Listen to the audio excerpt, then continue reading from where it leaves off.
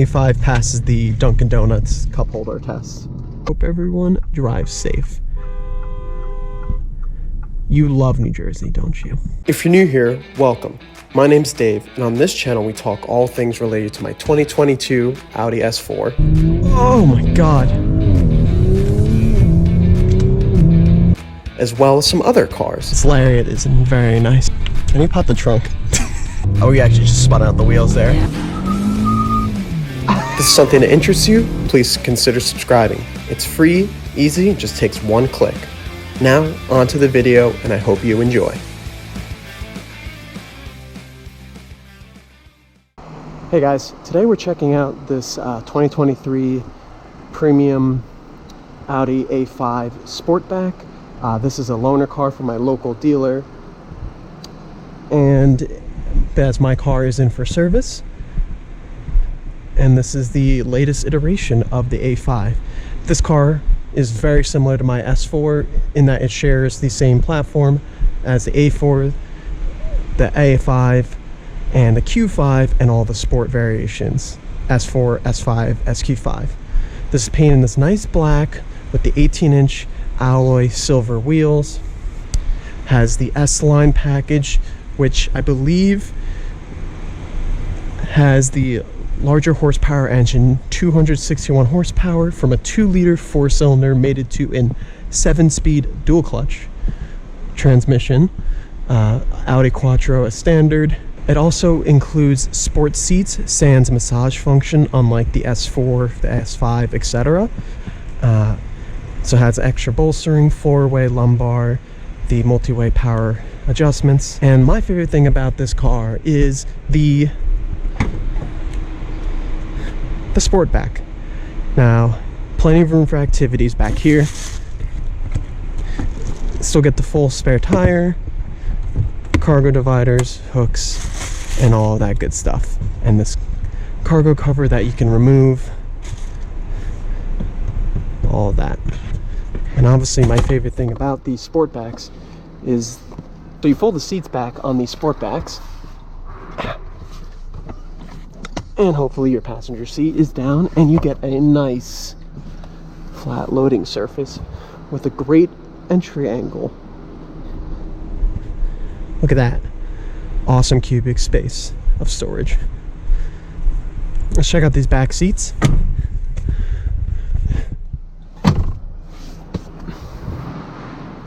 Before we do that, close the tailgate.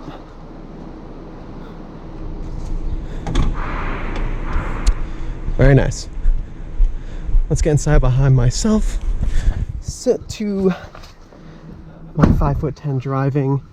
One thing I noticed when I got in is I did bang my shoulder a little bit because you got this sloping roofline for the Sportback, but seated behind myself, my head is touching, no doubt. Headspace is a little more limited back here because of that swooping angle, so you sacrifice practicality in the second row versus the practicality of the rear. So it's really a trade-off of what you're looking for and what style you're looking for. I'm a big fan of the Sportback. So this is the premium with convenience. I'll read out the specifics, but very similar dash to my S4. Reverse camera right there. We are in park. And front and rear parking sensors. Not a virtual cockpit. That is the I believe 7-inch center display with the real gauges, including oil temp, speedometer, RPMs, and fuel gauge. You still get the touchscreen, which I'll show you in a bit, wireless CarPlay and Android Auto standard, and all those other features. Yeah. Climate control back here, nothing really special, just allows you to set the temperature. As I'm moving around back here and talking to you guys, I'm definitely feeling limited on the headspace, and I'm not a very tall gentleman. There's that all-wheel drive hump, but nice leather seating back here. Cup holders, which I've never been able to figure these out on my car. Very nice. Now, because of that Sportback profile, you're going to get some more intrusions into the cabin as you're driving along. Nice touches of leather back here, kind of like a soft, hardish mix. Very nice Leather right there though. Plastic, hard scratchy at the bottom, hard scratchy footwells. Tri-zone climate, 2 zones up there, 1 zone back here. Yeah, still a very nice place to be. Ow, as I keep bonking my head. Let's get up to the front, take this for a quick drive after I show you some of the features. Check out that engine quickly. You get these frameless windows. I'm not the biggest fan of them. Tesla had them. Does add to the sporty characteristics.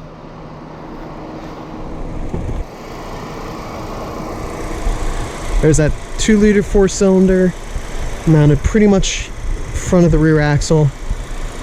I believe that is transversely mounted, not longitudinal, not transverse. And there's that turbo. Very familiar engine bay. Here's the window sticker. I keep bonking my head on everything. There's the light. There we go. A5 Sportback S-Line 45, which is the larger engine TFSI, or the more higher power tuned. Convenience package includes memory for the driver, adaptive cruise control, auto dimming exterior mirrors with memory, alarm system, motion sensor, advanced key, Sirius XM, parking system plus, which is what we discussed with the rear view camera and the rear and front sensors, and a heated steering wheel. Other than that, pretty good setup. This is about 51,510. This car gets 27 mpg combined, 24 in the city, 32 on the highway. So thank you, Audi Englewood, for giving me that window sticker. Nice leather up front. This wood trim I'm a big fan of, but similar dashboard design than what I'm used to. Apple CarPlay looks good. Got your drive mode selection. The 4 standard ones: individual, notice, no suspension, just steering, drive, and engine sound. Don't think this has a valve on the exhaust, but probably just pumped in audio. Auto start stop, traction control, parking sensors, turn the screen on and off. Very familiar, comfortable place to be. Let's take it for a drive quickly. So pulling out of this parking lot, I'm noticing the dual clutch a little bit. You can definitely feel it slipping the transmission when you give it a little bit of gas. But I also feel like it has like almost a slingshot effect. I feel like there's a lot of good torque and transmission tuning at low speeds that really gives us some nice dip in throttle.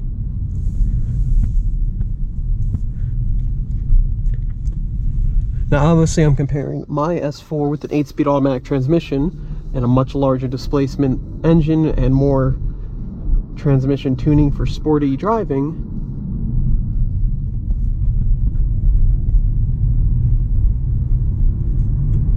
But once you get up to speed, the smooths are nice and crisp, much like I'm used to in my S4.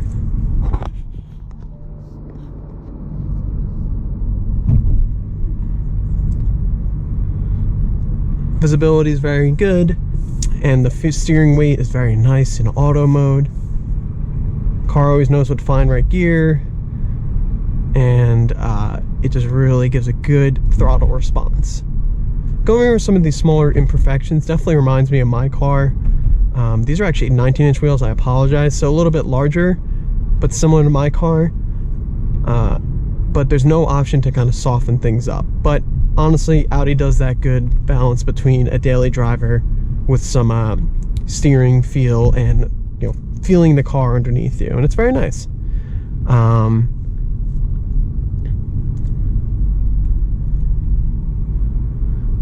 Now I am a fan of this dual clutch when you do get up to speed and in dynamic mode, where it really sharpens up those shifts.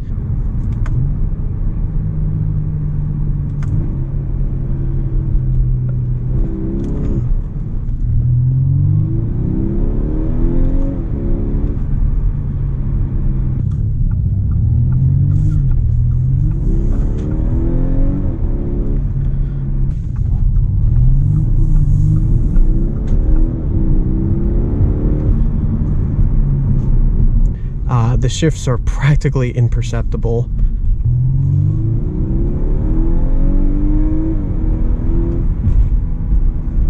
Yeah, I couldn't notice any shifting there at all.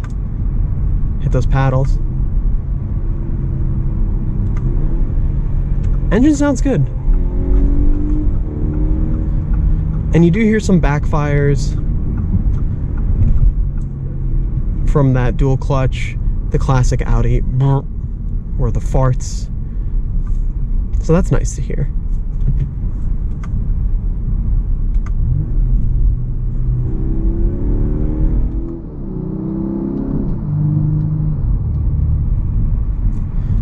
See if we can get a boosted launch here. Audi Anglewood, if you're watching, sorry. Ooh.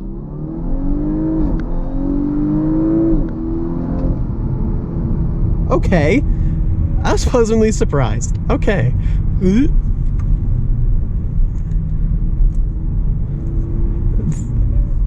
There's a little hidden launch control there. Okay, I see you, Audi A5. That was pretty fun. That was pretty fun. So with that, thank you for tuning in. I can't really think of anything else because these cars are so similar. It's not really like a good comparison, but also they're different in that one's a sport version, one is a normal version without the turbocharged V6. But I hope everyone enjoyed, and if anyone in the comments has an S4, S5, A4, A5, let me know what you think about those and why you chose one over the other. Why, you know, besides probably the obvious factor is price. I'd be very curious to hear what you have to say. So with that being said, hope everyone enjoyed and hope everyone drives safe. You love New Jersey, don't you?